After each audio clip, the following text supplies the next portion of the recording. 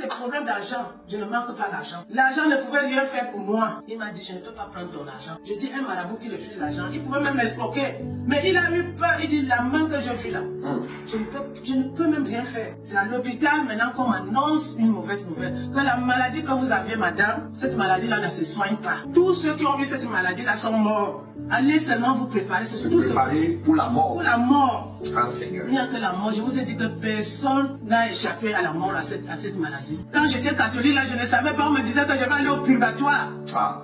Et c'est au purgatoire qu'on va me sanctifier là-bas. Et je vais aller au paradis. Après avoir lu les messes des funérailles des morts. On sait qu'on a seulement crucifié le Fils de Dieu. C'est tout. On a compassion de lui, on pleure pour lui. Comment on peut crucifier quelqu'un comme ça, qui n'a rien fait, alors que c'était pour un but. On ne dit pas. On ne nous dit pas que c'est pour un but. C'est pas pour rien qu'il a accepté de mourir sur la croix pour nous. Pour nos péchés, il a pris notre place. On ne nous dit pas. Quand il a porté nos péchés, on ne nous dit pas. Que même nos maladies, il les a portées. Personne ne nous dit. Nous sommes dans l'ignorance. On vit dans l'ignorance. Le jour-là, j'ai fini de pleurer. Pleurer. Maintenant, je respire maintenant. Je monte maintenant sur le lit. Je me couche. Dieu attend d'abord quand tu es d'abord tranquille. J'étais tranquille. Après au moins 1 heure du temps, j'entends une voix qui dit, tu ne mourras pas. Si tu vois l'an 2000, tu ne mourras pas. On était en 99, je m'en souviens très bien, je ne peux pas oublier. Si tu vois l'an 2000, tu ne mourras pas. Je dis, ça parlait tellement, c'était fort. Je me suis réveillé, ça m'a réveillé. Tu ne mourras pas, tu ne mourras pas. Où va venir le médicament? Je suis à la maison. Tu ne comprends rien. Je ne comprends rien. On ne m'a jamais dit que Dieu parle. On ne peut pas te dire à l'église catholique que Dieu parle. Dieu ne parle pas. C'est nous qui parlons. Dieu lui ne répond jamais. Toi qui étais rongé. On devrait opérer, changer. Maintenant ils ont trouvé, une autre fois ils ont appelé pour faire l'opération maintenant. Ils ont constaté que en réalité ton foie est restauré. Il y a une guérison miraculeuse.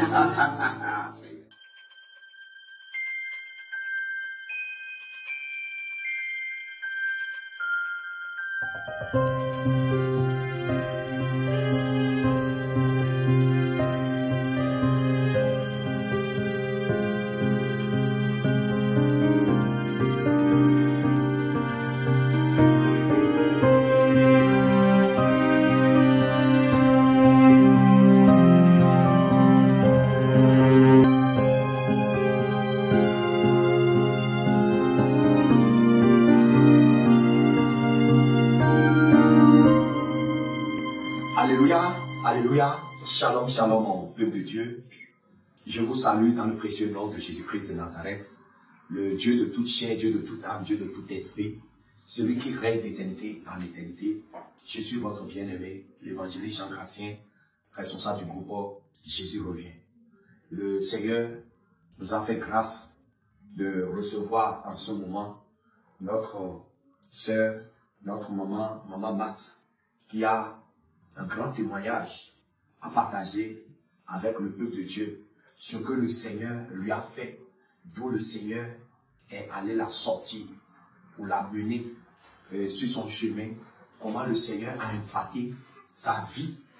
Elle veut partager ça avec le peuple de Dieu. Alléluia.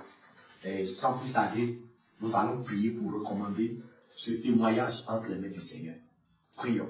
Seigneur Jésus, Dieu très très saint, Papa, nous te confions ce témoignage. Nous te confions ta servante. Seigneur, tu as fait de grandes choses dans sa vie qu'elle veut partager à ton peuple. Seigneur Jésus, nous te prions, Papa, de la remplir de ta présence, Seigneur. Seigneur, tout ce qui sortira de sa bouche, Seigneur, soit des témoignages qui édifient ton peuple. Tous ceux qui vont écouter, Seigneur, ce témoignage, soit édifiés, Papa, et que, Seigneur, tu augmentes leur foi au travers de ce témoignage.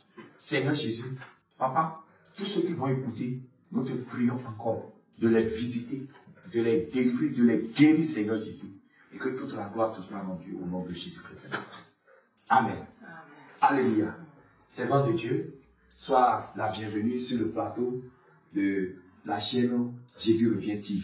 Amen. Le Seigneur t'a fait de grandes choses que tu as déjà partagé avec nous et ça nous a vraiment édifié.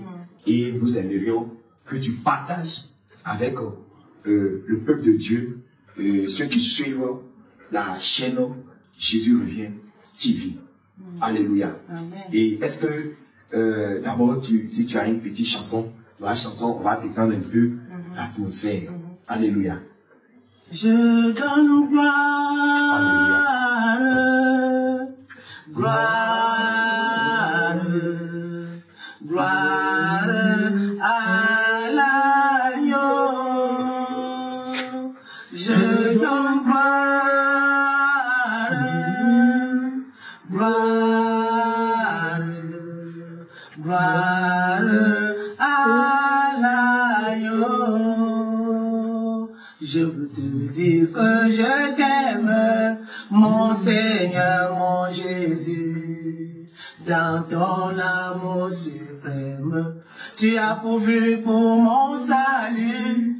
Je suis libre de te louer, de tout mon cœur t'adorer.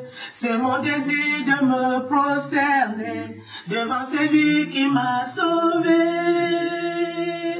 Je donne gloire, gloire, gloire à l'agneau. Je donne gloire, gloire, gloire à l'agneau. Oh Seigneur. Alléluia. Alléluia. Servant de Dieu, voilà, tu vas te présenter, tu vas dire ton nom, qui tu étais dans le monde, avant que le Seigneur ne te visite pour t'amener à une autre dimension. Tu vas te présenter. Alléluia. Amen. Oui, homme de Dieu. Je suis la sœur Marthe. Je vous salue, mes bien-aimés. Je voudrais témoigner pour la gloire de Dieu. Alléluia. Je vous ai témoigné l'amour de Dieu. Je voudrais témoigner la miséricorde de Dieu, ce que Dieu a fait pour moi. Alléluia. C'est ça que je veux témoigner aujourd'hui. J'ai tellement gardé ça longtemps. J'ai cette opportunité, c'est un privilège. Dieu m'a fait grâce aujourd'hui pour que je puisse encore témoigner son nom. Je remercie le Seigneur. Je lui dis merci pour tout ce qu'il a fait pour moi. Parce que je ne méritais même pas ce que Dieu a fait pour moi, je ne mérite même pas. C'est ça que je veux témoigner ce soir. Mes bien-aimés, Dieu est amour. Alléluia. Dieu est amour. Alléluia. Dieu ne rejette pas ses enfants. Dieu est amour. J'ai connu l'amour de Dieu. C'est ça que je voudrais témoigner. L'amour de Dieu. Alléluia. Voilà, tu vas commencer déjà par dire ce que tu étais dans le passé, dans le monde, ta vie passée dans le monde, avant de croiser le Seigneur Jésus-Christ. Ouais. Amen. Dans le monde, je sais que j'étais, depuis mon enfance, j'ai grandi, j'étais dans la religion, et j'étais une femme de mauvaise vie. Non, tu étais dans quelle religion? La religion catholique. Ok. J'ai fait ma confirmation, j'ai pris ma première communion, j'ai pris mon baptême, on m'avait baptisé, j'étais bébé. Et puis, moi j'ai toujours aimé Dieu depuis que je suis petite. J'ai toujours aimé Dieu. Et quand j'ai grandi, je suis entrée maintenant dans le groupe Sainte-Thérèse. Je suis entrée dans le groupe Sainte-Thérèse. J'ai évolué avec Sainte-Thérèse parce que c'est Sainte-Thérèse qui est l'intermédiaire entre nous, les femmes de Sainte-Thérèse et Dieu. C'est ce que je pensais. C'est ce que je pensais. Donc, j'ai passé comme ça, j'étais toujours... Et j'étais une femme, je faisais le commerce dans la vente de la boisson. J'avais un bar. Et vous-même, vous savez, quand tu as un bar, étant une femme célibataire, une femme qui n'est pas mariée, quand tu as un bar, même si tu es marié, c'est tous les hommes qui te draguent. Tous les hommes te draguent. Je ne connaissais pas vraiment la parole de Dieu. Je n'avais jamais lu la Bible. Puisqu'on ne nous demande pas là-bas de lire la Bible. Je ne lisais pas la Bible, je ne connaissais même pas la parole de Dieu. Je vivais ma vie de débauche. Je vivais comme ça. Jusqu'à ce que je tombe malade. Jusqu'à ce que je tombe malade. Quand je suis tombé malade, c'est là où Tout a basculé, ma vie a basculé. Je ne connaissais même pas Dieu. Je croyais connaître Dieu. Je croyais, mais... Donc ta maladie est liée à la vie de débauche que tu menais. À la vie de débauche que je menais, ma maladie est liée à ça. Ma maladie est liée à ça. Qu'est-ce qui s'est passé à la suite? À la suite, alors, quand je suis tombé malade, je suis parti d'abord chez un marabout. Quand je suis allé chez le marabout, je ne suis pas allé à l'hôpital. J'étais toujours malade. Je croyais que bon, on pouvait me soigner à l'indigène. Je suis parti chez le marabout. Le marabout, c'était un marabout, un musulman. Quand il a ouvert ces trucs de musulmans, là, ces trucs de maraboutisme, lui-même était étonné. Il me dit, madame, je ne peux pas te soigner. Je vois là, je vois une main sur toi. Je dis une main. Il me dit, je vois une main sur toi. Et mon génie me dit que la main que j'ai vue sur toi, c'est la main de Dieu. Donc je ne peux, le marabout même. Le marabout qui me dit, je ne peux pas te soigner, va ailleurs. La maladie là, moi, je ne peux même pas soigner. Parce que quand je regarde, je vois que la main. Je vois une main. Et je pose la question au fétiche, que la main que je vois, c'est quelle main? Mes fétiches me disent que c'est la main de Dieu. Madame, allez ailleurs. Va à l'hôpital bureau. Moi, je ne peux pas te soigner. Il m'a dit de partir. J'étais venu avec l'argent. J'ai dit, si c'est problème d'argent, je ne manque pas l'argent. L'argent ne pouvait rien faire pour moi. Il m'a dit, je ne peux pas prendre ton argent. Je dis, un marabout qui refuse l'argent, il pouvait même m'escroquer. Mais il a eu peur, il dit, la main que j'ai vue là, je ne peux même rien faire. Et mon fétiche me dit que c'est la main de Dieu. Donc je ne peux même pas prendre ton argent. Vous pouvez aller ailleurs. Je suis sorti, j'étais vraiment brisé. Je ne savais quoi faire. Je suis rentré. Il ne m'a rien donné. Il ne m'a rien donné. Je suis parti. Et au fur et à mesure, la maladie ne faisait que s'aggraver, s'aggraver. C'est là où je suis quitté maintenant.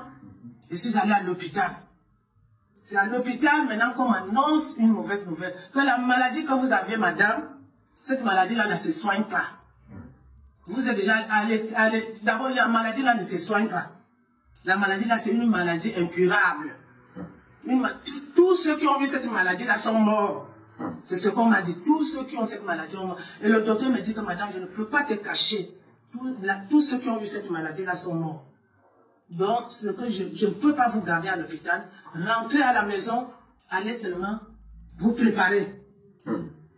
Allez seulement vous préparer. C'est tout préparer pour la mort. Pour la mort. Ah, Seigneur. Il n'y a que la mort. Je vous ai dit que personne n'a échappé à la mort, à cette maladie.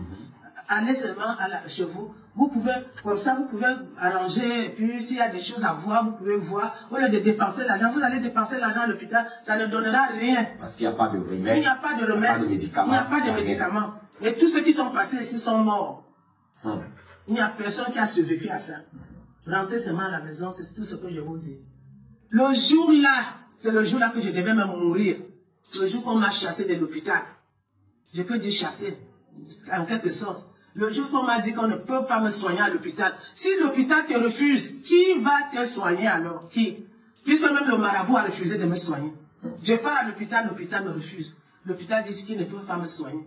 Je rentre, c'est le jour-là, c'est-à-dire, je marchais comme si j'étais dans le trou. Je marchais, c'est le jour-là que j'allais mourir de chagrin. Qu'est-ce que je veux faire? On m'a déjà annoncé une mauvaise nouvelle comme ça. On t'annonce que va attendre la mort. Comment on peut attendre la mort? C'est là où mon cœur me faisait. Je croyais même que j'allais mourir même avant d'arriver même chez moi à la maison. Mon cœur était vraiment angoissé, dans l'angoisse profonde. Je suis rentré à la maison. Lorsque je suis arrivé à la maison, j'ai appelé toute ma famille. Je les ai convoqués. Je leur ai dit, voilà ce que le docteur a dit. Le docteur a dit ça, a dit ça. Tout le monde s'est mis à pleurer. Ils se sont mis à pleurer, ils disent, c'est pas vrai. C'est ça? Ils se sont mis à pleurer. Tout ce que je leur ai dit. Pourquoi? J'ai un neveu que j'aimais beaucoup.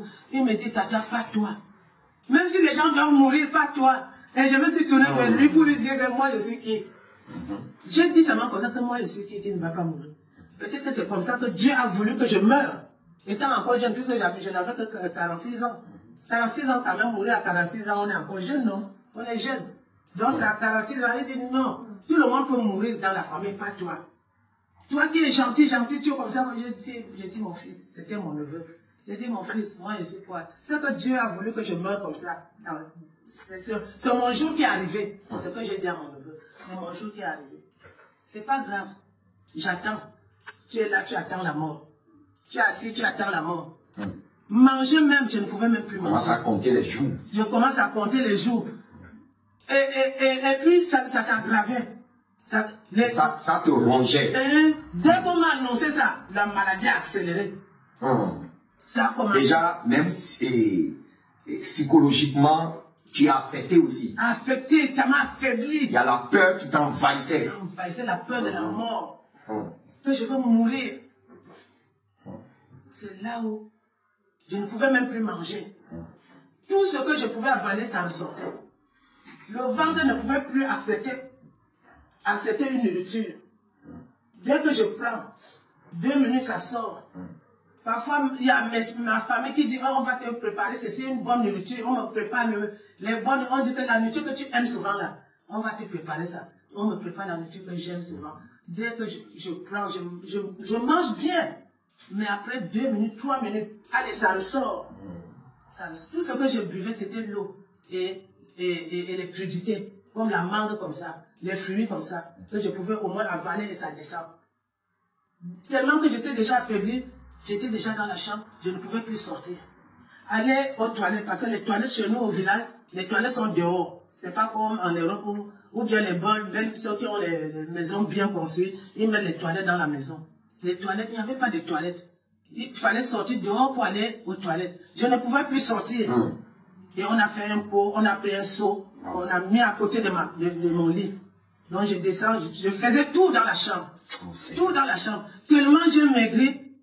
Avec la honte aussi, j'ai dit à la famille, si quelqu'un veut me voir, dites à la personne que je ne suis pas là. Dites-leur que je ne suis pas là. Parce que j'avais la façon où j'étais, je ne voulais plus que les gens me voient. Je fuyais. Je restais dans la chambre, je ne sortais plus. Dès que quelqu'un vient, on dit, elle n'est pas là, on est venu la chercher, on a amené à l'hôpital. On est parti ailleurs avec elle. Mais je suis dans la chambre, j'écoute, j'entends. J'entends. Tellement j'étais dégradé. Mon corps n'était plus mon corps, comme on dit vraiment. Le corps est plus que tout. Tu es devenu comme un squelette. Un squelette. Voilà là où j'appelle maintenant. J'appelle mon frère qui est ici en France. C'est mon frère qui était ici en France. Je l'appelle maintenant, je dis à mon frère que voilà, on a dit ceci, voilà. Ma maladie, on dit que j'attends seulement la mort. Lui aussi ici, je lui dis que bon, voilà mes derniers, ce que je veux qu'on doit faire quand je veux mourir. Voilà ce qu'on va faire. Comme tu es en France, on ne t'attendra pas avec mon corps. Si je meurs, je ne veux même pas que je dors. On dit qu'on m'amène à la morgue. Je ne veux pas la morgue. On va aller m'injecter les trucs là. Je ne veux pas. Comme je suis au village, parce que chez nous au village, on peut t'enterrer derrière la maison. Il n'y a pas de problème. Nous, on avait notre cimetière derrière notre maison. C'est là où on enterre toute la famille. C'est là où on enterre. Je leur ai dit, enterrez-moi derrière la maison. Si je meurs, je ne veux pas qu'on reste là, le corps va dormir, on dit qu'on vient amener à la mort parce qu'on va attendre celui qui vient de la France. Tout ça, je refuse. Je ne veux pas. Dès que je meurs, si c'est le matin, si c'est dans la nuit, dès que le matin arrive, il faut qu'on m'enterre.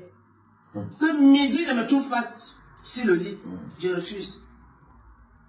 Si je meurs le soir, le matin, on m'enterre. Et c'est mes recommandations. Mes dernières recommandations que je donnais. Je dis, allez m'acheter les habits pour les habits qu'on va m'enterrer avec. Tu prépares? Je prépare déjà, oui. Ton funérail toi-même. Je prépare mon funérail moi-même. Ils sont partis, ils ont acheté, ils ont tout acheté. Ils ont ramené, ils m'ont montré, j'ai dit, oui, regardez. Comme ça, vous n'allez plus à courir à gauche, à droite, regardez ceci, cela. Et j'ai dit à ma fille, si je meurs, je ne veux pas qu'elle me voie. Ne pleure pas avant que je sois lavé. Tu me laves. Tu appelles ma grande soeur, tu appelles ma mère, parce que ma mère était là. Vous me lavez, vous trois là, vous pouvez me laver. Vous me lavez dans notre chambre là, vous me lavez. Quand tu vas finir de me laver, tu m'habilles. Maintenant tu sors le lit, tu me mets au salon. Tu commences maintenant à pleurer. Ne pleure pas avant. Tu as vu comment j'ai tout maigri, non? Et les voisins vont aller raconter qu'on l'a lavé, il fallait la voir. Il fallait voir comment elle était rien que les autres. On va aller parler dehors. Parce que c'est comme ça chez nous, quand quelqu'un est là, on va dire tout ce qu'ils ont vu sur toi là. Ils vont aller parler ça dehors. C'est pour ça que j'ai refusé que les gens de dehors me lavent. Rien que ma famille, au moins eux, ils gardent le secret. Ils peuvent garder le secret. Parce que j'étais vraiment, je sais pas, squelette. Et j'ai dit à mon frère dit, bon, comme tu as dit que c'est comme ça que tu veux, moi aussi je ne peux pas être contre. Mais est-ce que je peux te faire changer d'avis? J'ai dit non, je ne peux pas changer d'avis. Tu vois comment j'ai maigri là, je vais aller me reposer. Moi je disais toujours que je vais aller me reposer. Je ne savais pas. C'est après que je suis que c'est pas le repos. Hein? Ah ouais. Il faut être dans le Seigneur. Hein? Voilà. Si tu n'as pas Jésus-Christ, hein, il n'y a pas de repos. Maintenant que je comprends ça, je comprends maintenant. Quand j'étais catholique, là, je ne savais pas, on me disait que je vais aller au purgatoire. Ah. Et c'est au purgatoire qu'on va me sanctifier là-bas. Et je vais aller au paradis. Après avoir lu les messes de funérailles de morts. On nous avait vraiment, je disais que je m'en vais me reposer. Donc mon frère, j'ai dit à mon frère, non, je ne veux pas. On s'est dit au revoir. J'ai dit au revoir à mon frère. Mais c'est le Seigneur, c'est mon frère qui me rend témoignage. Après que il m'a amené ici, il a vu que je suis en santé, je commence à... C'est mon frère qui est en train de rendre témoignage. Quand je lui ai dit ça, il est rentré à la maison. Il ne pouvait plus dormir. Il veut manger. Il entend. Va chercher ta soeur. Va chercher ta soeur. Va chercher ta soeur. Va chercher ta soeur. Je m'en vais chercher ma soeur, on s'est déjà dit au revoir et je n'ai même pas l'argent. Je n'ai même pas tout préparé. Hein? Comment je vais aller chercher ma soeur? Je n'ai rien, je n'ai pas les sous. Comment je vais faire? Va chercher ta soeur. Je dors, va chercher ta soeur. Je dors, mon cœur me parle, va chercher ta soeur. Je me suis levé un matin, j'ai dit à ma femme, et il a dit à sa femme, je vais aller au Cameroun, je m'en vais voir ma soeur. Sa femme lui dit, tu n'as pas d'argent, tu vas au Cameroun, lui tu vas payer, nous on va se débrouiller pour te payer le transport. Mais là-bas, ta soeur est malade. Et si, disons que si elle meurt plus qu'elle est là, elle attend la mort. Tu n'as rien, tu n'as pas d'argent, tu vas faire comment? C'est toi qu'on va voir que tu viens en France, tu vas acheter le cercueil, tu vas acheter ceci, tu vas faire ceci. Elle dit à sa femme que ma soeur a dit même qu'elle ne veut même pas le... Moi, j'avais même dit que je ne veux pas le cercueil. Comme c'est derrière la maison, on m'emballe. On m'enterre vite. On m'enterre, Seigneur. On m'enterre.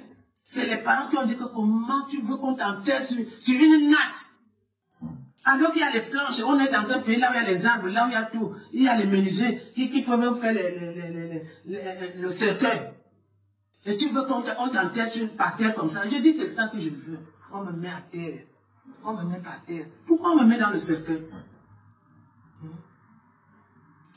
Puis 2 jours, 3 jours, 1 semaine, 2 semaines, j'entends tonton est arrivé, tonton est arrivé, tonton est arrivé. Avant l'arrivée de tonton, tu nous avais dit que tu avais fait une prière pour demander à Dieu de... Oui, voilà. J'allais sauver. C'est très, très important. Très bien. Très, très important. Avant que le Seigneur ne me visite, ne me parle, ne me sauve. Bien aimé, la repentance. Une nuit, je dormais. Il y a quelque chose qui me disait, repens-toi, repens-toi, repens-toi, repens-toi, demande pardon à Dieu. Chez les catholiques, nous ne connaissons pas ça. Puisque nous, on va confesser chez le prêtre.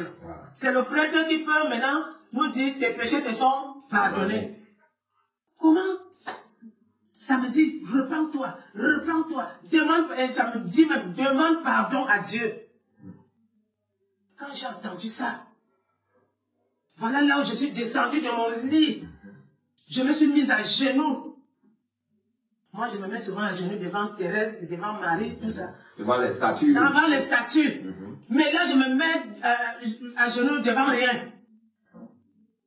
Parce que c'est une voix qui m'a parlé. Et cette voix a été rassurante. Que demande pardon. Demande le pardon de Dieu. Et moi, avant même que la voix ne me parle, je priais d'abord Dieu sur mon lit que, Seigneur, prends-moi. Parce que je n'en peux plus. Je n'en peux plus. Je n'en peux plus. Je souffre tellement. Je souffre, j'ai mal partout. Du cheveu jusqu'aux plantes des pieds. J'ai mal, j'ai souffert, j'ai la douleur. J'ai dit, pardon, Dieu, je sais que tu existes, tu es là, c'est toi qui m'as créé. Je t'en supplie, prends-moi pour que j'aille me reposer. Prends-moi pour que j'aille me reposer. Prends-moi. Mon Dieu, s'il te plaît, prends-moi pour que j'aille me reposer. Prends mon âme, parce qu'on m'avait dit que, parce que moi-même je cherchais un médicament pour boire et partir. Mais je me suis rappelé qu'on m'avait dit que si toi-même tu te tues, tu ne verras même pas Dieu. Tu ne verras pas Dieu.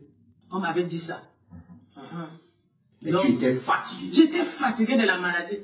Vous savez, quand vous souffrez, quand les gens souffrent, ils préfèrent la mort.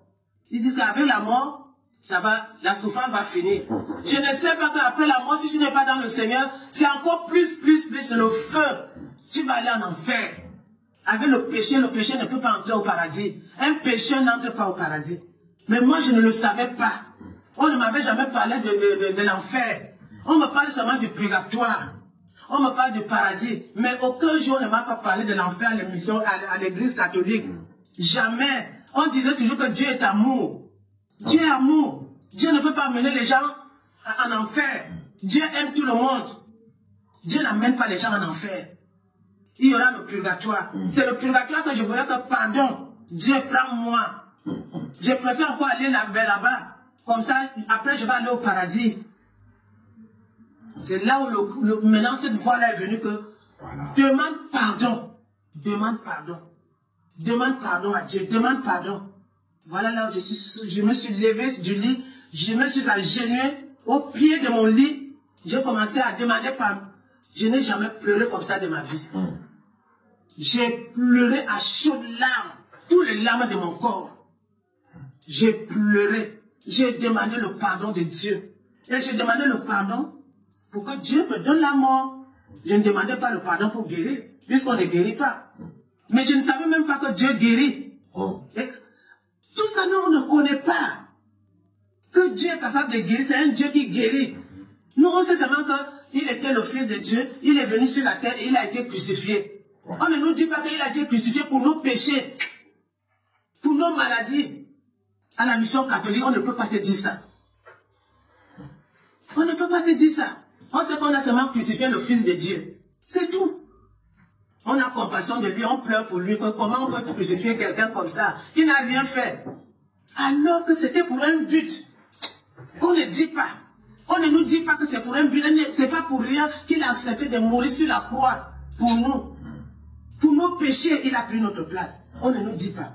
Qu'il a porté nos péchés, on ne nous dit pas. Que même nos maladies, il les a portées. Personne ne nous dit, nous sommes dans l'ignorance. On vit dans l'ignorance. Le jour-là, j'ai fini de pleurer.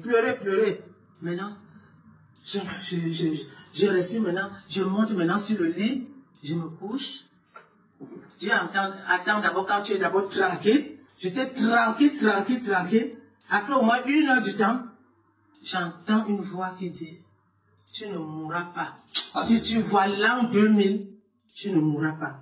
On était en 99. Je m'en souviens très bien, je ne peux pas oublier. Il dit, si tu vois l'an 2000, tu ne mourras pas. Je dis, ça parlait tellement, c'était fort. Je me suis réveillé. Ça m'a réveillé. Tu ne mourras pas, tu ne mourras pas. Où va venir le médicament? Je suis à la maison. Tu ne comprends rien. Je ne comprends rien. On ne m'a jamais dit que Dieu parle. On ne peut pas te dire à l'église catholique que Dieu parle. Dieu ne parle pas. C'est nous qui parlons. Dieu, lui, ne répond jamais. On ne m'avait jamais dit que Dieu parle. Jamais. Et cette voix-là était rassurante. C'était une voix forte, une voix... J'ai dit, mais comment ça va arriver? Comment est-ce que ça va se passer? Comme Marie avait demandé que moi, je suis vierge. Comment cela va se faire? Je suis à la maison sans médicaments, comment cela va se passer? Qu'est-ce qui va arriver? Comment ça va se faire? Mais c'est impossible, ça. Quand je dis, je parle à ma famille, me dit que, laisse. Tu dis ça quand on t'a dit, tu as entendu une voix, C'est la maladie qui te dérange. C'est la maladie, on nous a déjà tout dit. Voilà que tu ne fais que... Ils ont pensé que tu as des hallucinations. Des hallucinations. Voilà. On me disait, pourquoi tu ne faut pas avoir peur? Tu vas avoir peur, ça va arriver. Même si tu n'as pas peur, ça va arriver. Et toi, tu nous racontes des choses que nous ne comprenons. On est heureux aussi. Ils ne comprenaient rien. Parce que nous tous, on est des catholiques. On connaît quoi? On ne nous a jamais dit que Dieu parle. Le jour que j'ai vu, janvier 2000, je suis sorti du lit à... J'attendais ce jour-là comme... Je dis, la voix là m'a dit, si je vois l'an 2000, je ne veux pas mourir. Donc j'attendais l'an 2000. Est-ce que tu te rappelles du mois dans lequel la voix te parlait? La voix me parlait, c'était... Je crois que c'était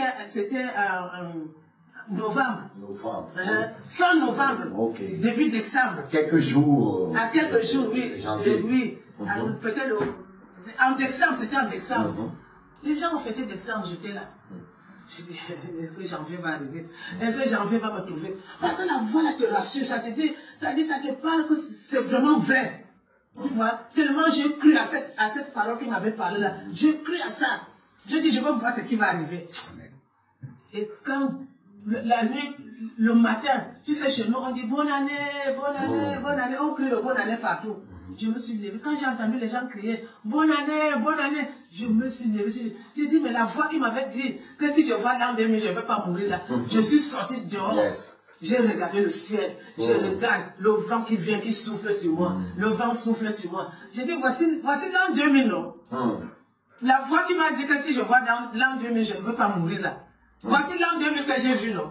Voici l'an 2000. Je suis restée un peu dehors.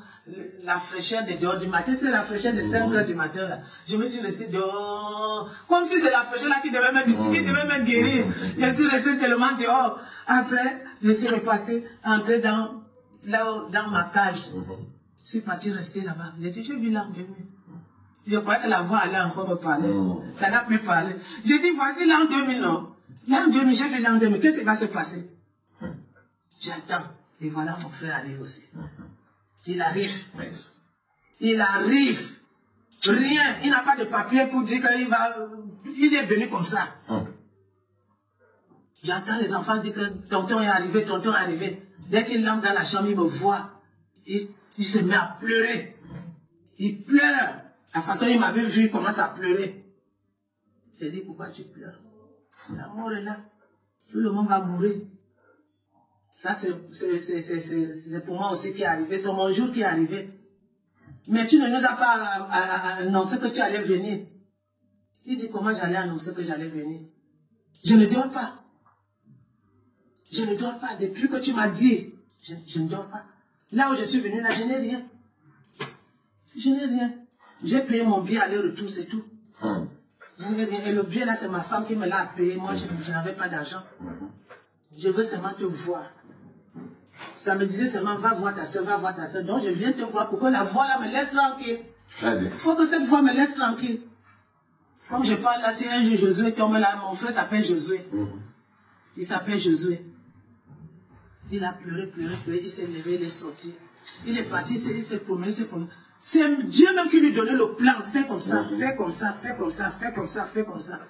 Après, il revient, il appelle la maman, ma mère.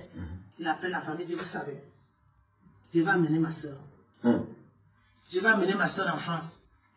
J'ai quelque chose me dit dans mon cœur que amène ta soeur en France. Si tu amènes ta soeur en France, elle va vivre. Je n'ai pas l'argent. La maman s'oppose. Ma mère s'oppose. Ma mère dit non. Regarde l'état là où elle est. Est-ce que c'est l'état où quelqu'un va monter dans l'avion, faire 6 heures, parce que ma mère même était déjà venue en France, elle connaît la longueur, elle connaît comment c'est long. Elle dit elle-même là, elle ne va pas supporter.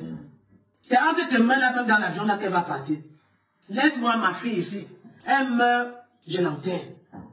Elle meurt, je l'enterre. N'amène pas ma fille ailleurs.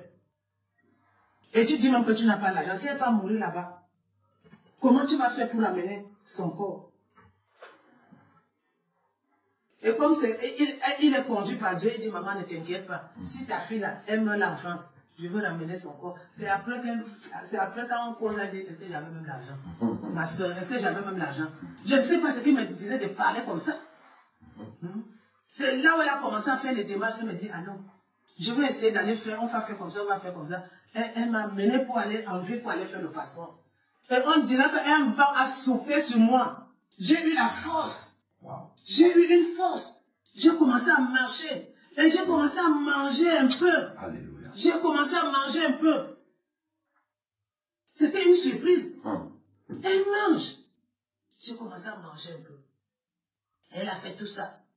Nous sommes partis maintenant à l'ambassade. Et mon frère me dit, ce que je fais ici, je ne sais pas.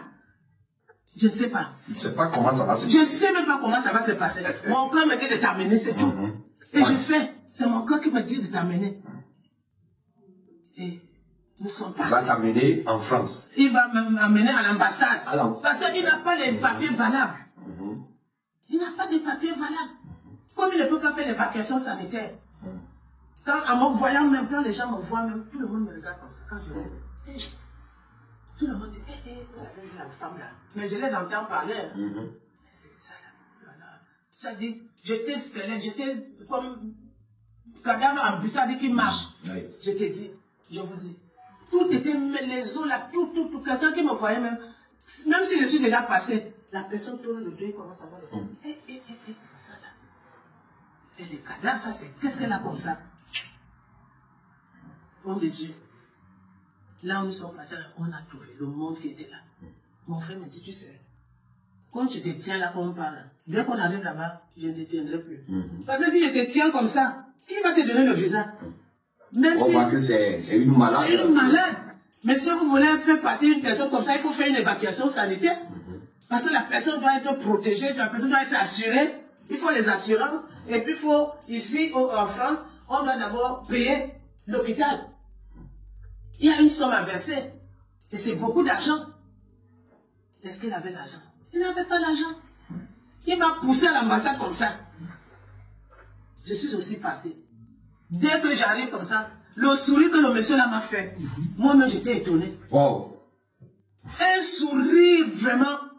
Là, derrière son, il m'a fait un grand sourire comme ça. Alléluia. Il me dit, madame, regarde.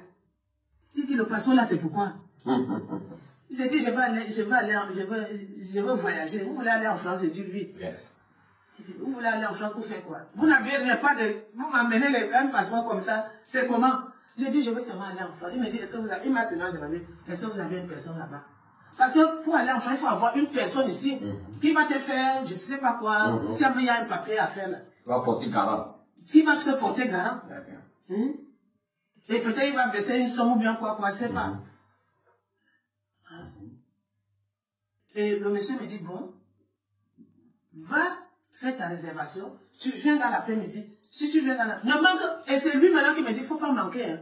Comme je t'ai donné rendez-vous à l'après-midi à 14h, il faut qu'à 14h00 que tu sois là. Yes. Et je vais te donner le visa que vous allez aller en France. Madame, moi-même j'étais...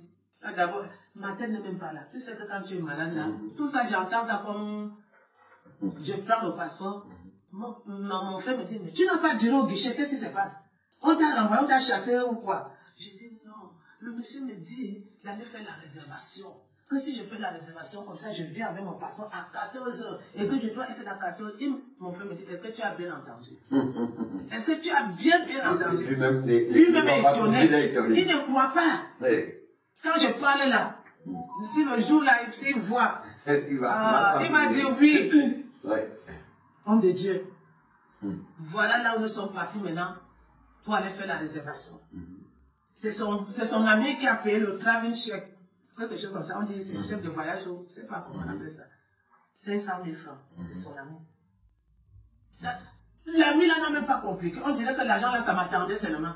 Ça attendait seulement. Le Seigneur qui a dit qu'il veut changer les choses, il a déjà disposé toutes choses.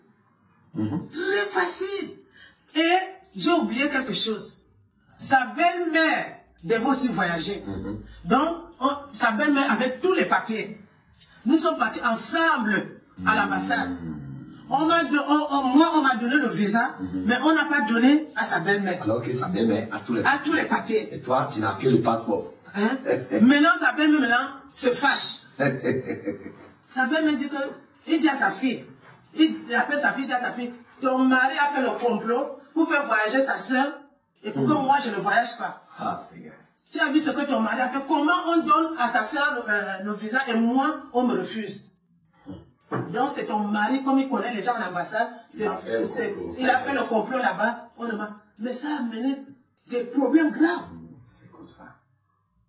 Des problèmes, ils ont eu des problèmes. Et quand je suis parti au guichet, dès que le monsieur m'a vu, tu sais que là-bas, tu peux traverser les gens, parce que c'est en Afrique. Comme si tu connais quelqu'un, même si les gens sont alignés, si tu connais quelqu'un, on va t'appeler. Toi là, toi qui es là-bas, là, on t'appelle. Viens. Monsieur me dit, on dirait qu'il m'attendait seulement. Parce qu'il m'a dit 14h00, il faut être là. Dès que je suis arrivé, il prend seulement, il amène ça derrière. Il s'est levé sur sa chaise là. Il est parti par derrière là. Il est parti faire tout ce qu'il a à faire là. Il a pu. Il me dit bon voyage. Il me dit bon voyage. Alléluia. Voilà où je prends maintenant. Mon frère là, il tremble. Il me dit, montre-moi ce qu'on a dit. Montre-moi ce qu'on a écrit là. Ils ont donné. Moi, je ne connais même pas que c'est le visa, c'est quoi. C'est lui qui connaît. Dès qu'il fait comme ça, j'entends comment il écrit. Long séjour, un visa qui n'a pas de limites. Ah oui. Non. Ouais. Il était tellement content. Il était content. Alléluia. Et moi, ça me disait, tu sais, la maladie me ronge. Oui. Je suis seulement là comme ça. Lui, il est content, je suis seulement là comme ça. On est rentré au village, il est parti dire à tout. Il est parti dire au village, on nous a donné le visa. Je vais amener ma soeur. Si elle meurt là-bas, elle n'a qu'à mourir. Je veux amener ma soeur. Je vais amener ma soeur. Si on a donné le visa, c'est que, non, je vais amener ma soeur. Et mon frère que vous voyez là, mon frère que je vous dis là, lui n'est jamais entré même dans l'église catholique. Parce qu'au moins tu dois entrer même à l'église catholique pour entendre même les homélies là qui sont entrés. Lui, jamais, en aucun jour, c'est un païen. 100%. Il n'entre jamais dans une église. Oui, il croit Mais en le Dieu. Seigneur l'utilise pour toi. Oui. Vous voyez? Ce que Dieu peut faire. Ce que Dieu peut susciter même, c'est pas même les pierres, même quoi, pour sauver quelqu'un. Il a donné à Élie, il a envoyé le corbeau pour donner à manger à Élie. C'est ça. Est-ce que nous on connaît ça, que Dieu peut faire des choses comme ça? C'est quand je lis la Bible que je dis que regarde ce que Dieu peut faire. Son peuple qui, il ne combat même pas, mais lui combat pour eux. C'est ça. Et il gagne la bataille. C'est ça. Oh Dieu, ce que Dieu a fait pour moi. Si je dis que je veux raconter ça, c'est tellement beaucoup de choses. Voilà là où, maintenant, on arrive maintenant, comme je vous dis, homme de Dieu, le témoignage là que je suis en train de donner, Dieu me voit. Alléluia. On arrive à l'aéroport, comme le diable. À ce temps-là, je ne savais pas que l'ennemi peut faire des choses comme ça. L'ennemi connaît tout. Il connaît des choses qui se passent. Voilà, on arrive à l'aéroport. À l'entrée, là, on donne la carte pour aller entrer dans l'avion. On nous bloque. Les gens là maintenant, leurs yeux se sont ouverts. Ils ont vu que je suis une malade. Il dit que, une malade comme ça. Monsieur, il appelle mon frère, il dit, monsieur, vous avez regardé, vous dites, c'est qui ça? Il dit, c'est ma grande soeur. Il dit, est-ce que vous avez bien regardé votre grande soeur? Vous voulez qu'elle aille mourir dans l'avion? Non, elle ne peut pas voyager dans cet état. Non, elle ne peut pas voyager. Non. Elle ne peut pas entrer. Parce que si elle entre, elle n'arrivera pas. Vous l'avez vu, regardez-la bien. Nous, on la voit là, elle n'arrivera pas en force. Mon frère, ça dit, c'est lui-même, c'est Dieu même qui lui faisait parler. Il a commencé à dire, mais madame, vous êtes Camerounais, vous êtes au Cameroun. Nous, on va en France. La France me donne le visa à ma soeur. Et j'entre dans un avion Air France. La France donne le visa. Et vous dites que ma soeur ne va pas entrer, qu'elle va mourir. Comment vous savez qu'elle va dire non? Nous, on voit. Nous, on voit. Toi, tu n'as pas les yeux pour voir. On voit son état. C'est là où ils ont dit que, bon, comme vous insistez, monsieur, on va aller voir le directeur de l'aéroport. On va à la police. Il y a des complications. Maintenant, on va aller voir le directeur. Si le directeur accepte que tu amènes ta soeur, tu l'amènes. S'il n'accepte pas, tu as annulé. Il dit, madame, vous ne pouvez pas annuler. J'ai le visa, vous ne pouvez pas. Et il a accepté, il a dit, oui, on y va. Ils sont partis, il me dit, assois-toi là, parce que toi, tu ne peux pas marcher. Je me suis assise là. Pendant ce temps-là, les gens sont en train de partir. Il leur dit que si l'avion n'a pas, il me laisse ici. Avec ma soeur. Ils sont montés vite, aller voir le commissaire de l'aéroport. Il dit, il faut que tu ailles signer un papier là-bas. On arrive devant le commissaire. Ils ont dit au commissaire, voilà, on a vu, si vous voyez cette femme, cette femme n'arrivera pas. Elle n'arrivera pas. Elle est tellement malade. Mais ce monsieur va amener. Ça ne va pas. Et le commissaire dit, tu veux vraiment amener, comme on me raconte là, tu veux l'amener comme ça, si quelque chose arrive dans l'avion, tu sais combien on paie le corps qui meurt dans l'avion, que tu as amené comme ça. Monsieur, on a commencé à le menacer, qu'il doit avoir peur. Il dit, monsieur le commissaire, si elle meurt, même si c'est combien de millions, je veux payer. Est-ce qu'il a même l'argent? Il dit, même si c'est combien de millions, moi, pas la foi. Pas la foi, je vais payer. Et le commissaire dit, tu me signes un papier. Très bien.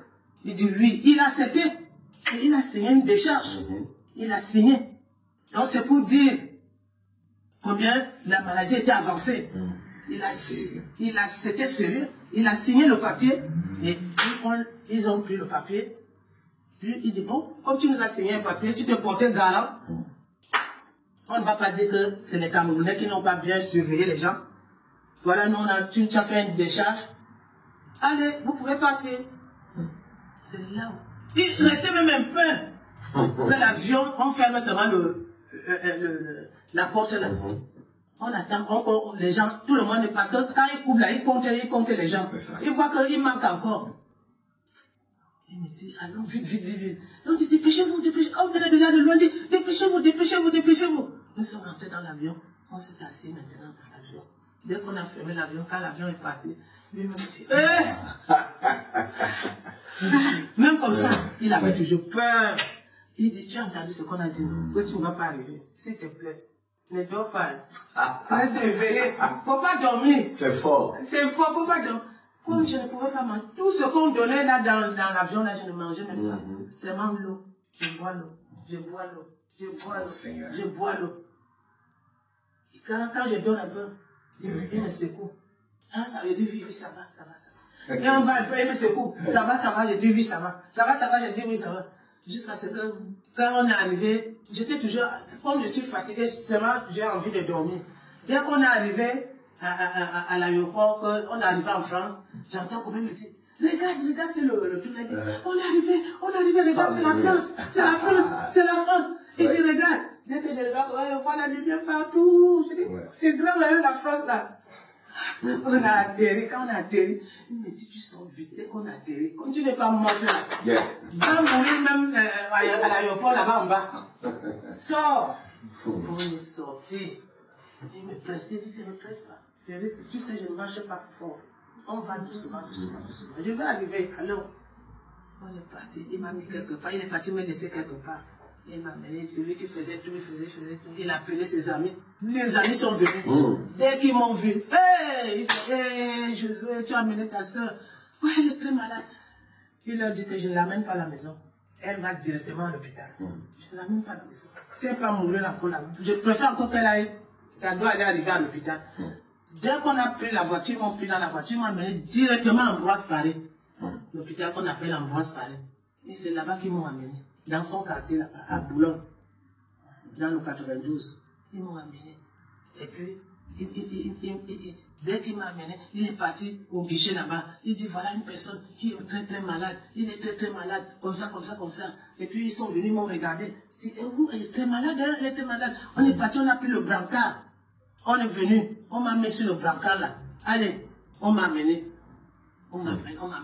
Et c'est maintenant lui qui les explique. On me demande, je les explique. Ils ont commencé à m'amener, à faire, dire non, ça, on ne peut pas laisser ça. C'est grave ça. Parce qu'on est arrivé le matin. On fait les examens, on fait ceci, on fait les examens, on monte, on descend avec moi toute la nuit, toute la journée, on descend. Tous les examens. Eux-mêmes disent que non. c'est grave. Eux-mêmes disent que c'est grave. Que c'est grave. On ne sait pas. Ils lui ont dit qu'on ne sait pas si elle va vivre. Nous, on va essayer. Nous, on va essayer parce que là où elle est là, le stade là où elle est venue là. Mais on va essayer. La France est bien parce qu'on ne peut pas laisser quelqu'un. On va toujours essayer de faire quelque chose. Dès que je suis venue, ils ont fait tout, ils ont fait tout. Ils ont essayé, ils m'ont amené la nouvelle. Après, ils m'ont dit qu'il y a quelque chose, il y a le foie qu'on doit changer. Parce que ton foie n'arrive plus à travailler. Le foie ne fait rien. Et quand le foie ne marche pas, il faut changer, il faut enlever le foie. Et puis on te donne un autre foie. C'est comme ça qu'on fait. Et ici, c'est pas facile. Tout le monde est sur la liste d'attente. Tout le monde est sur la liste. Je ne sais pas si tu vas tenir jusqu'au bout. Ils m'ont dit que on ne sait pas si tu vas tenir jusqu'au bout. Parce que c'est pas facile de trouver. Parce qu'il faut aussi qu'on trouve, même s'il y a le foie, il faut que ça soit ça soit compatible à ton sang. C'est ça. Oui. Et c'est pas facile. Mais on va te garder. On ne sait pas. On ne sait pas. Parce que c'est déjà foutu. C'est déjà foutu.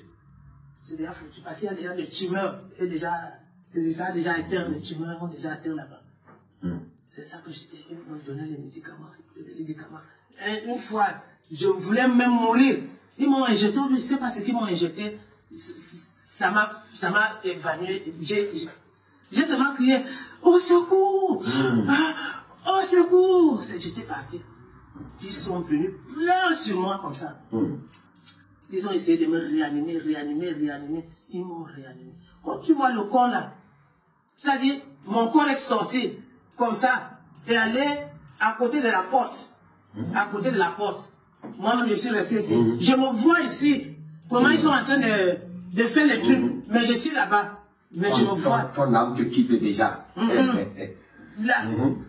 Après, quand ils m'ont réanimé, c'est venu une fois comme ça. Oui, encore revenu. Comme le souffle, c'est comme l'air. C'est ça. C'est venu entrer comme ça, vous. C'est ça. Et quand ça fait comme ça, comme l'air, j'ai ouvert les yeux. Oh, ils étaient contents. Après, ils ont commencé à me dire, ça va. Ils me disent, ça va. J'ai dit, oui, ça va. Ça va. C'est là où maintenant, il fallait maintenant, quand ils m'ont trouvé maintenant le foie là, et c'était vraiment après 2 mois comme ça, ils m'ont trouvé le foie. 2 mois, hein? 2 mois, ils ont dit, oh, tu as, quelle chance! Tu as la chance. D'abord pour le sang, je n'avais pas de sang. Ils voulaient me donner le sang. Mais le sang, une femme est venue s'interposer. Que non, ne la donnez pas le sang, laissez-la comme ça. Si elle devait mourir, elle allait déjà mourir. Elle va avoir le sang. Elle va avoir le sang. Le docteur dit, mais pourquoi tu dis ça? Le taux de sang qu'elle a là, c'est pas beaucoup. Puisqu'on doit toujours pomper son sang pour aller faire les examens, il faut qu'on pompe le sang pour aller faire les examens. Elle n'a pas de sang. On essaie d'enlever le sang n'est pas beaucoup. Il faut qu'on lui remette le sang, comme ça on enlève pour aller faire des examens partout. La femme dit non. Et la femme me dit, ne signe. Vraiment, ça veut dire que ce que Dieu fait, il faut que c'est Dieu qui intervienne. Parce que toi-même, tu ne dois pas refuser le sang. Si Dieu dit qu'on ne doit pas te donner le sang de quelqu'un, ça peut être comme ça. La femme me dit, ne signe pas.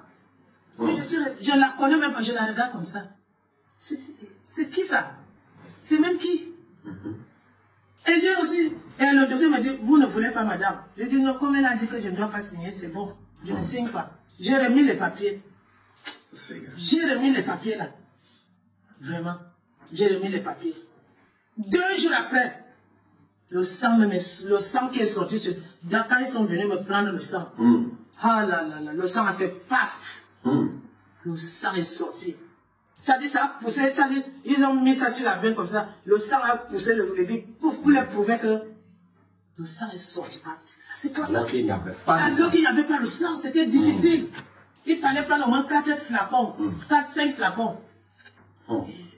Eux-mêmes, ils étaient étonnés. Ils disent, le sang là, ça vient d'où? Ça vient d'où le sang? Ça vient d'où? Et c'était facile. Dès qu'ils viennent me prendre le sang, c'est facile. C'est parti. Tout c'était bien, ça partait comme ça. Hein? Et quand on m'a fait les examens en disant qu'on m'a trouvé le foie, quand je suis parti pour faire encore les échographies, c'est là où le monsieur me fait l'échographie, il est étonné, il dit, mais qu'est-ce qui arrive? C'est quoi ça? Il me demande, quel est votre nom? Je donne mon nom. Il regarde le dossier. C'est le même nom qui est sur le dossier. Mais il regarde sur l'écran. Mais ce n'est pas le foie qu'ils ont vu avant. Ils voient le foie qui était avant. Ils voient le foie qu'ils ont vu maintenant. Le foie, il n'y a rien dans le foie. Le foie est normal. Il dit, mais le foie est normal. Miracle. Miracle. Il n'y a rien sur ton foie. Donc on annule. Il est parti appeler d'autres. Le foie qui était rongé. Rongé. On devait opérer, changer. Changer. Maintenant, ils ont trouvé un autre foie, ils ont amené pour faire l'opération. Maintenant, ils ont constaté que, en réalité, ton foie est restauré. Il y a une guérison miraculeuse. Mais il n'en croyait pas. Il fallait qu'il aille chercher son collègue pour dire à son collègue, regarde ce que moi je vois. Ah, c'est fort. Et son collègue regarde, lui, il n'y a rien. Il n'y a rien. Ils ont tourné, il n'y a rien. Dieu qui t'a dit que tu ne mourras pas est en action. Wow. Vraiment, c'est Dieu-là.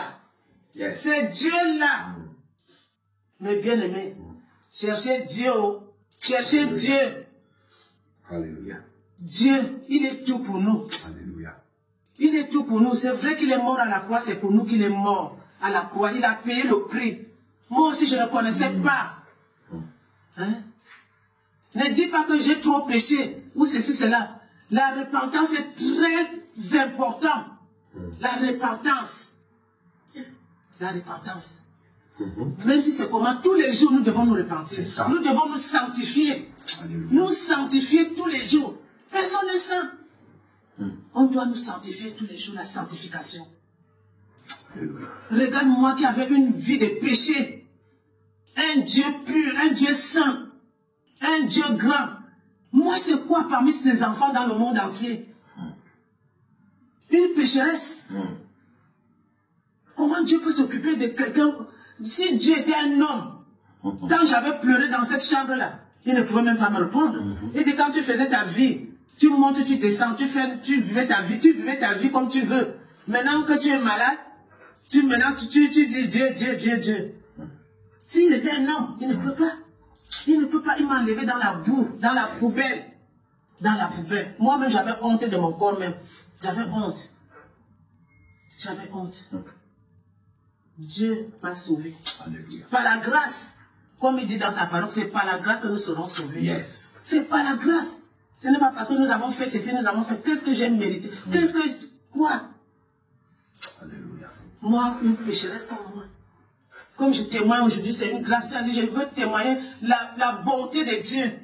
La miséricorde de Dieu. Dieu est trop miséricordieux. Dieu nous aime et c'est la vérité. C'est maintenant que quand je lis la parole de Dieu, la parole me dit que Dieu ne veut pas la mort d'un pécheur. Yes. Il veut que le pécheur doit abandonner le péché. Le pécheur, il est venu pour sauver les pécheurs. Il dit que je ne suis pas venu pour ceux qui sont en santé. Yes. Je suis venu pour ce sont les malades qui ont besoin de médecins. C'est ça. Wow. Et cette parole s'accomplit dans ma vie. Dieu a accompli cette parole dans ma vie.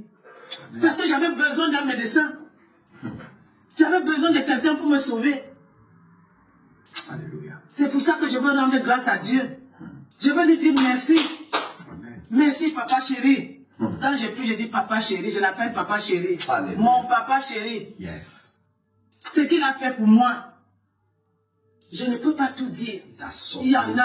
De la et mort. il me cherche, sort de la mort, de façon que tout l'hôpital est au courant que cette femme, c'est une femme, on va dire la miraculée. Yes. Dès que quelqu'un arrive, on l'amène. Tu sais, il y a les gens qui font la médecine, ils peuvent faire le stage dans les hôpitaux. Dès que la personne arrive, dit, viens, tu vas voir la miraculée. Un cas spécial.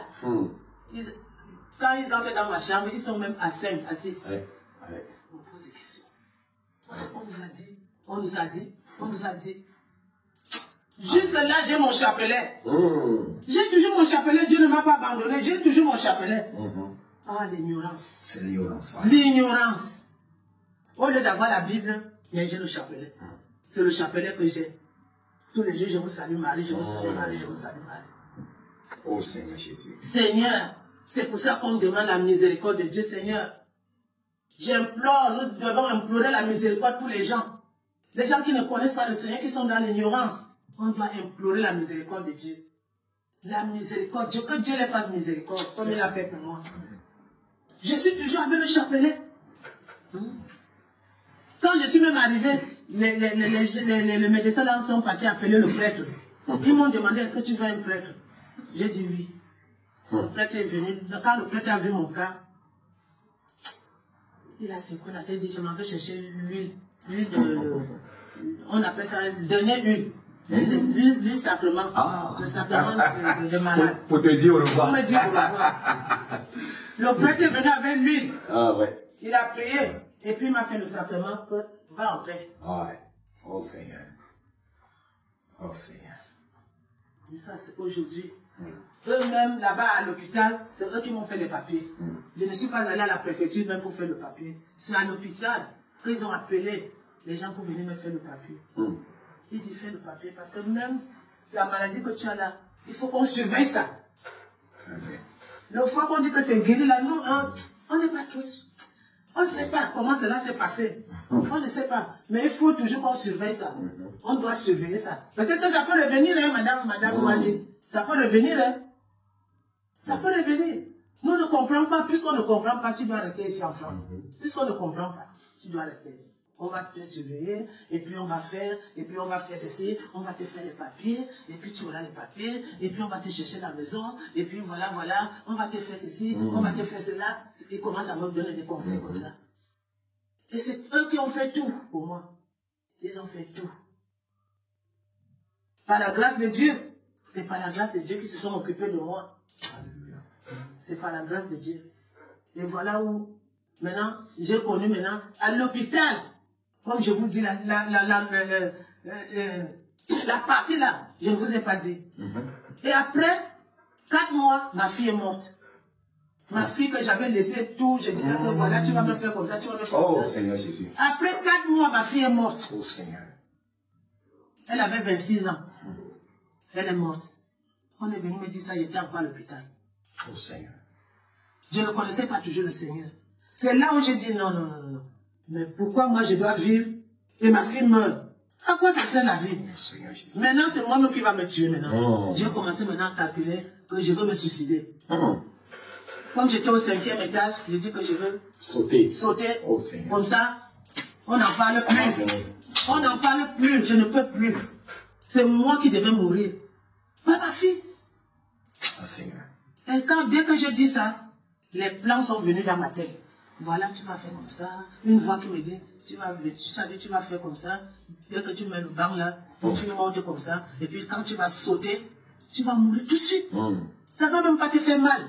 C'est maintenant que j'entends que c'était la voix de l'ennemi, du diable. C'est ça. Donc il te donne tous les plans. Oui. Et il me dit même que ça ne va même pas te faire mal. C'est quelques secondes. Dès que tu tombes, tu vas mourir. Comme ça va finir. Toi-même, tu ne vois pas que la vie là, à quoi bon? C'est pas la peine. Toi, on t'amène ici et puis ta fille laisse mourir. Toi, tu veux vivre, tu vis pourquoi? Et j'avais déjà fait tout le plan.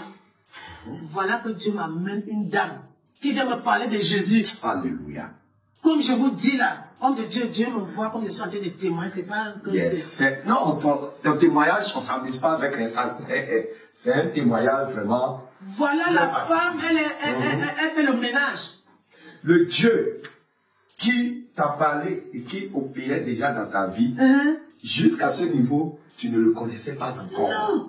Maintenant, il va envoyer quelqu'un, une personne, pour te parler de lui. De lui d'une autre façon que je ne comprends pas. Très bien. Il vient, la femme entre. Elle dit, bonjour madame. Je dis bonjour. Comme j'étais en deuil. Ça va? Je lui dis ça va. Il me dit non, ça ne va pas. Elle me dit non, ça ne va pas. Je vois que ça ne va pas. Ça ne va pas. Je dis non, ça va. Elle me dit non, ça ne va pas. Dis-moi ce qui ne va pas. Dis-moi ce qui ne va pas. Voilà là où je suis en train de raconter maintenant ma vie à cette dame. Cette dame me dit, est-ce que tu sais que Jésus est mort pour toi? Alléluia. À la croix. Est-ce que tu sais que Jésus t'a racheté? Jésus a payé le prix pour toi à la croix. Alléluia.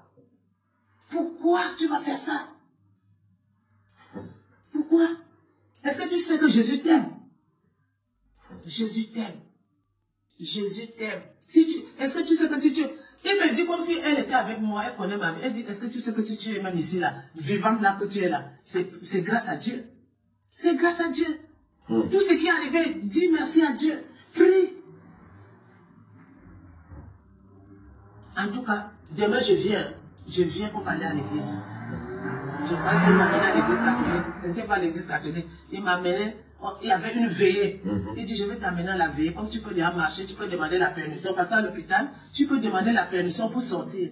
Donc je suis parti. Comme j'étais dans un hôpital qu'on appelle maison de repos. Parce que quand tu es malade, dès qu'on sait que tu es déjà guéri, tu vas déjà bien, on t'enlève maintenant à l'hôpital, on t'amène maintenant dans une autre hôpital qu'on appelle maison de repos. Mais là, tu peux sortir. Maintenant, à la maison de repos, j'ai demandé au docteur que je vais aller prier un peu, on va m'amener, je veux rentrer tard. Il m'a donné maintenant la permission, il a écrit, il a dit qu'on me laisse partir. Voilà là où je m'en vais à la veillée. Et c'était qui avait organisé la campagne d'évangélisation de veillée là, c'est Capou Sévérin. Il y a un homme qui était mort. Qui s'appelle, oui, le serviteur ivoirien. Ivoirien qu'on appelle Capou Sévérin. Voilà où je m'en vais maintenant, je suis Capou Sévérin. On a prié. Après, il dit, Dieu me parle d'une femme, une femme ici. Une femme ici, Dieu me parle de toi. Une femme ici, Dieu me parle de toi. Les gens, l'autre c'est là, dit non, c'est pas elle. Elle doit être quelque part là. Dieu me montre qu'il y a une femme quelque part. Si tu es, bon, si la femme là, si elle est ici en France, c'est Dieu qui l'a amenée ici en France. C'est Dieu qui l'a amenée ici en France. Yes. Et puis c'est sorti comme, elle vient dire non, c'est pas elle. C'est pas elle. Puis celle qui m'a amené, elle dit, peut-être que c'est toi, hein. Va un peu aussi, va là devant, va. Je dis non, il me connaît où? Tu sais, je suis catholique, moi je ne connais pas ces choses-là. Je dis, il me connaît où? Peut-être il appelle les gens qu'il connaît. Il dit non, va, il ne connaît pas. C'est Dieu qui est en train de lui parler là où il est là. Yes. Voilà là où je me lève maintenant. Dès que je viens, il dit c'est elle. Yes. Maman, viens. Tu sors d'où? Maman, tu es où? Comment ça va, maman? Qu'est-ce qui se passe? Il commence ça. Je commence maintenant à pleurer. Yes. Je commence à pleurer. Il me dit, Dieu me dit que si tu es ici, c'est lui qui t'a amené ici. Comment le monsieur l'a pu connaître? J'étais étonné comme ça. J'étais étonné. Il me dit, maman, ne pleure plus. Alléluia. Maman, ne pleure plus. Donne ta vie à Jésus. Donne ta vie à Jésus. Et j'avais la chaîne de croix. Voilà, le crucifix. Le crucifix là. C'est lui qui avait coupé ça. Dès qu'il a vu le crucifix là, j'avais fait le fil noir là, j'ai mis le crucifix en bois. Bois d'ébène. C'est noir comme ça, bois d'ébène. Il dit, qui a un ciseau là? Qui a un ciseau? On est parti chercher le ciseau. On a coupé. Ils sont jetés à la poubelle. Et puis j'avais mon chapelet. Tu es venu jusque-là avec le chapelet. Avec le chapelet. Moi je croyais que tout le monde utilisait ça. Je ne savais pas. Ça allait avec le chapelet là-bas. Je marchais. Ça dit le chapelet là était pour voir comme quelque chose qui me garde. Comme si je me sépare de ça, quelque chose va m'arriver. Oh, c'est le fardeau de ta vie même ça. Wow, vraiment. Et j'avais du mal. Quand on m'a jeté le chapelet là, ça m'a fait du mal dans le cœur. Tu n'as pas supporté. Je n'ai pas suivi. Je dis, mon chapelet, oh, je veux faire comment, mon chapelet. Dis, maman, le chapelet ne sert à rien. Toi, maman, qui m'écoute en ce moment, toi aussi, tu as le chapelet dans ta main et tu as placé toute ta confiance sur le chapelet. Tu as mis toute ta foi dans le chapelet. Je te dis, le chapelet ne peut pas te sauver. Je te dis la vérité, le chapelet ne peut pas te sauver. C'est un fardeau religieux que l'ennemi a mis sur ta vie. Il faut te débarrasser de ça. Ce chapelet, ce n'est qu'un objet. Et quand on met ça dans le feu, ça brûle. Il n'y a pas la vie dedans. Jésus n'est pas dans le chapelet. Jésus-Christ, il est ici, il est dans sa parole.